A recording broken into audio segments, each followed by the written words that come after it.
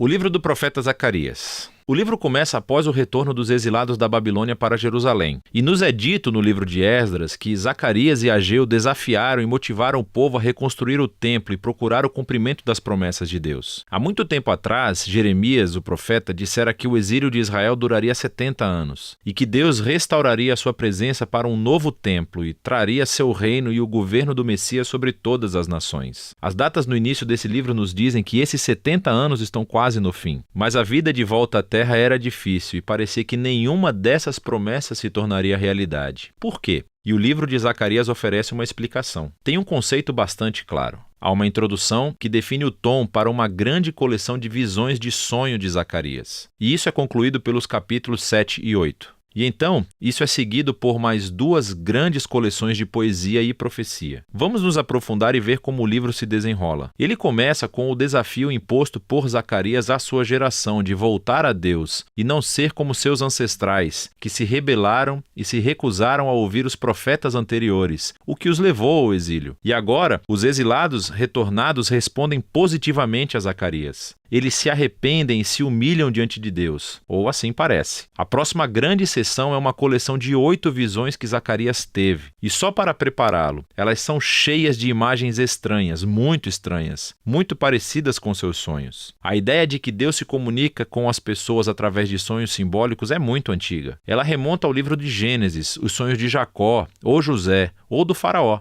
Estes deram significado aos eventos atuais da época, mas também abriram uma janela para o futuro. E assim, Zacarias tem os seus próprios sonhos. E eles foram organizados nesse conceito simétrico muito legal. A primeira e a última visão são acerca de 4 cavaleiros. Eles são como guardas, patrulhando o mundo em nome de Deus. E é uma representação da vigilância atenta de Deus sobre as nações. O relatório é que o mundo está em paz. E, na época de Zacarias, isso se refere a como Deus levantou a Pérsia para conquistar a Babilônia e trazer paz. E então a questão surge agora. Os 70 anos do exílio de Israel estão quase no fim. Agora é a hora do reino messiânico em Jerusalém? E Deus responde dizendo que ele está determinado a cumprir essas promessas. Mas ele deixa essa questão do tempo sem resposta. A segunda e a sétima visões estão emparelhadas porque ambas são reflexões sobre o pecado passado de Israel que levou ao exílio. Então, a segunda visão é sobre esses chifres que simbolizam as nações que atacaram e depois dispersaram Israel, Assíria e Babilônia. Mas então esses chifres ou impérios estão espalhados por um grupo de ferreiros, uma imagem para a Pérsia. O sétimo sonho é sobre uma mulher em uma cesta, e nos dizem que ela é o símbolo dos séculos de rebelião da aliança de Israel. E então, essa mulher é levada para a Babilônia por outras mulheres que carregam a cesta voando com asas de cegonha. Isso é tão estranho. A terceira e a sexta visões estão emparelhadas, pois ambas são sobre a reconstrução de uma nova Jerusalém. Então um bom homem está medindo a cidade. É uma imagem da promessa de Deus de que Jerusalém será reconstruída e se tornará um farol para as nações, que se unirão ao povo de Deus em adoração. E então o sexto sonho é sobre um pergaminho que voa e volta da Nova Jerusalém, punindo ladrões e mentirosos. A ideia é que a Nova Jerusalém é um lugar que é purificado do pecado pelas Escrituras. A quarta e a quinta visões estão no centro dessa coleção, e elas são sobre os 2 líderes principais dentre os exilados retornados, Josué, o sumo sacerdote, e depois Zorobabel, o descendente real de Davi. Então, Josué estava simbolicamente usando o pecado de Israel na forma dessas roupas sujas, mas então elas são retiradas e ele ganha roupas novas e um novo turbante, um símbolo da graça e do perdão de Deus. E então, um anjo diz a Josué que, se ele permanecer fiel a Deus, ele guiará o seu povo, e Josué se tornará um símbolo do futuro rei messiânico. A outra visão é sobre 2 oliveiras que fornecem óleo para essa lâmpada de ouro elaborada, e em si é um símbolo do olhar atento de Deus sobre o seu povo. E essas 2 árvores simbolizam os 2 líderes ungidos, Josué e depois Zorobabel, que lideram os esforços de reconstrução do templo. E Deus diz que o sucesso não virá a este novo templo se for o resultado apenas de manobras políticas. Em vez disso, esses 2 líderes devem depender da obra do Espírito de Deus. As visões chegam ao fim com uma visão de bônus do profeta e retoma os temas das 4ª e 5ª visões centrais. É Josué, o sumo sacerdote, novamente, e ele recebe uma coroa e é apresentado como um símbolo do futuro Messias, que também será um sacerdote sobre o reino de Deus. Deus. E então Zacarias encerra tudo, dizendo que todas essas visões serão cumpridas somente se a geração atual for fiel a Deus e obedecer aos termos da aliança. E assim, todos juntos, essas três visões enfatizam como a vinda do reino messiânico está condicionada a que essa geração seja fiel a Deus, o que leva à conclusão dos sonhos. É outro desafio para Zacarias. E um grupo de israelitas vem e eles estão de luto pela destruição do antigo templo por quase 70 anos. E eles perguntam a ele: é hora de parar o luto? Quero dizer, o reino de Deus virá em breve? E Zacarias os lembra novamente de como os seus ancestrais rejeitaram o chamado de Deus através dos profetas, o que os levou ao exílio. E assim ele os desafia também. Ele diz que essa geração só verá o reino messiânico se buscar a justiça e a paz e permanecer fiel à aliança. Então, em outras palavras, Zacarias inverte a questão. Ele pergunta: vocês se tornarão o tipo de povo que está pronto para receber e participar do reino de Deus? E essa questão é deixada no ar. As pessoas não respondem e o livro simplesmente segue em frente. E assim chegamos às sessões finais, que são muito diferentes dos capítulos 1 a 8. Cada sessão é uma colagem caleidoscópica de poemas e imagens sobre o futuro reino messiânico. O primeiro, os capítulos de 9 a 11, descreve a vinda do rei messiânico humilde, que está montando um jumento na vinda para a Nova Jerusalém para estabelecer o reino de Deus sobre as nações. Mas então, de repente, esse rei é simbolizado como um pastor sobre o rebanho de Israel. E então ele é rejeitado, primeiro pelo seu próprio povo, mas também pelos seus líderes, que também são simbolizados como pastores. E assim Deus entrega Israel a esses pastores corruptos. E isso levanta a questão: será que a rejeição de Israel ao seu rei durará para sempre? E a seção final, dos capítulos 12 a 14, diz que não. É outro mosaico de poemas e imagens sobre o futuro reino messiânico. E eles descrevem uma nova Jerusalém como um lugar onde a justiça de Deus finalmente confrontará e derrotará o mal entre as nações. É muito semelhante aos mesmos temas do profeta Joel ou Ezequiel. Mas então Deus também confrontará a rebelião dentro dos corações do seu próprio povo. Ele vai derramar o seu espírito sobre eles, diz ele, para que eles possam se arrepender e lamentar o fato de que eles se rebelaram e rejeitaram seu pastor messiânico. O capítulo final conclui com a Nova Jerusalém como o ponto de encontro para todas as nações. E então essa cidade se torna um novo jardim do Éden. E há um rio de água viva fluindo do templo, trazendo cura para toda a criação. E é assim que o livro termina. E assim Zacarias apenas deixa você refletir sobre a conexão entre os capítulos de 1 a 8 e de 9 a 14. E o objetivo parece ser que esse futuro reino messiânico da segunda metade do livro só virá quando o povo de Deus for fiel à aliança, o objetivo da primeira metade. Ler o livro de Zacarias é uma viagem emocionante. Essas visões e poemas estão cheios de imagens surpreendentes e não seguem um fluxo linear de pensamento. E isso é parte do objetivo. É como a história e as nossas vidas. Nem sempre se encaixam em padrões puros e ordenados. Mas os profetas nos oferecem vislumbres da mão de Deus no trabalho, guiando a história em direção aos seus próprios propósitos. E por fim, Zacarias nos convida a olhar para o caos e esperar a vinda do reino de Deus, que deve motivar a fidelidade no presente. E é disso que se trata o livro de Zacarias.